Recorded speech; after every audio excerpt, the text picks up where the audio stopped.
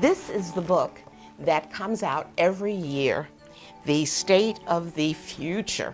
And Jerry, if you could share with us the legacy that you have established, that would be wonderful. Yes, we started over 20 years ago with a 3-year feasibility study. And we began operations in 1996.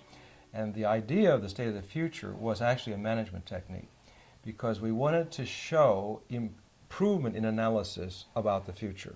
In chemistry, we can say we know more today than we know 10 years ago. How do you know? You got chemical abstracts. There's a way to know that you've improved.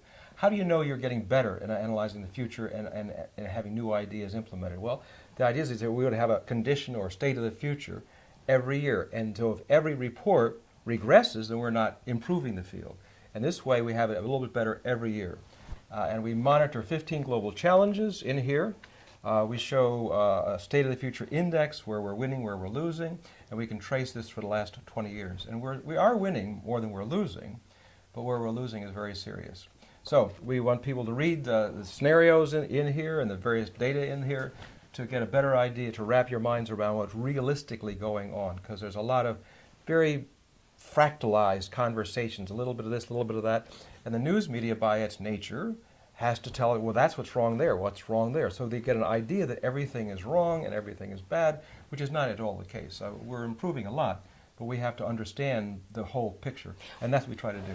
What distinguishes your work from so many other people? It's almost a new paradigm. You are not just taking some scientists or your own intellect and identifying and analyzing. You have created the Millennium Project as a participatory global think tank. Right. And I think the structures and the frameworks of this global futures intelligence system that links 63 nodes around the world and gives state of the art, state of the moment thinking and data is really critical, so collective intelligence can be gathered. Could you tell us a little bit about that? Sure. We're very used to a global report on behalf of the United States, or we're interested in a global report on the future of health, or a global report on the economy. But what about the human species? So this is not on behalf of a particular ideology or a particular nation state or a particular issue, but the whole picture. And you mentioned the nodes. The nodes are groups of individuals and institutions who identify the best thinkers in different areas and bring that to the overall Millennium Project. And then we put all that together and then bring it back to the nodes. They put it into the different languages and have conferences and workshops and so forth.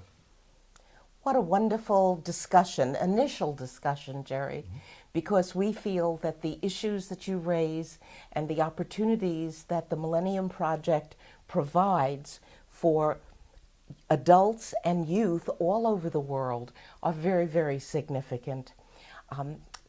I have one more question for today's interview, and that is, as the founder of the Global Net Generation of Youth, we are concerned about empowering youth, inspiring them to be the leaders who will shape that future. And as the foremost futurist in the world, I'd like you to, what would you say to the youth around the world right now? One, I would say do a Google search on 2 words together: increasing intelligence. See what all that leads to. That's one thing. Increasing intelligence, what's the status of that? How do you play with that? That's one. 2, what are the areas of science? Science is a way of knowing. It's not an object of knowledge. It's a way of knowing. It's an approach to thinking. In the past, we either had political ideologies telling us what's true or false, or we had religions telling us what's true or false. Increasingly, the world is realizing the best epistemology or way of knowing is science. Until somebody comes up with a better one, that's it. And then how do you apply that knowledge into engineering, into mathematics, into all the technological fields we're doing? This is the growth. Humanity is in the process of making the world work for everybody. Food, shelter, clothing, all of that for this mass of humanity. That's a lot of science and technology education that people will need.